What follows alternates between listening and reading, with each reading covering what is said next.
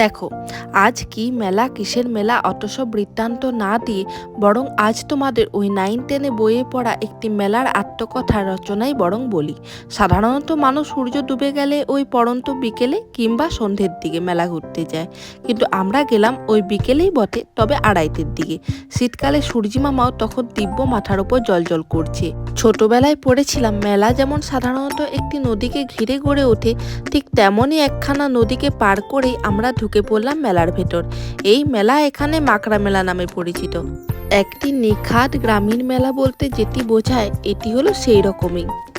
ঘুগনি chop থেকে বই খাতা, হাতাখুন্তি কড়াই কাপ প্লেট থেকে শোপিস প্লাস্টিকের ফুল সবই পাওয়া যায় এই মেলায়।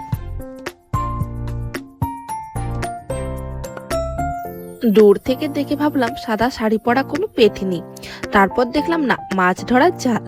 যাই হোক, 200 টাকার থেকে 50, 20 হয়ে 5 টাকার হরেক মাল দেখে কিচ্ছু না নিয়ে ভাবলাম চলো একটু টোটোয় বসে রেস্ট নেওয়া যাক। কিন্তু মেয়ের ওই দাঁড়িয়ে থাকা টোটো পছন্দ না হয়ে ঘুরতে থাকা হাঁসে বসতেই বেশি মন চাইলো, তাই 30 টাকা দিয়ে মাত্র 30 সেকেন্ড ঘুরেই তার ইচ্ছের উপশম হয়ে গেল।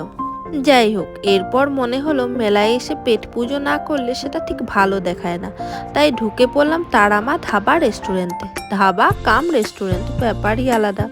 ভেজ পকোড়া থেকে রোল, চাউমিন, মোমো, মোগলাই বিভিন্ন আইটেম ছিল, তাই ভাবলাম চলো মোমো খেয়েই প্রথমে ট্রাই করা যাক।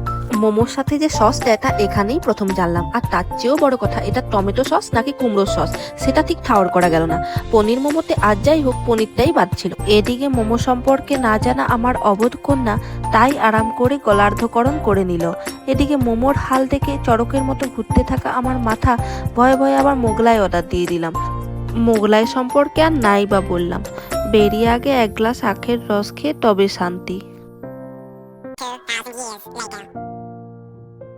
এরপর ঘুরে ফিরে যখন ফেরার পথ ধরেছি তখন অধিকাংশ মানুষ সেই মেলায় ঢুকছে। মেলায় ঘুরতে যাওয়া থেকে মেলার খাবার দাবার, কেনাকাটা বা অন্য কোনো রকম অভিজ্ঞতা থাকলে তোমরা অবশ্যই আমার সাথে কমেন্টে শেয়ার করতে পারো। টাটা।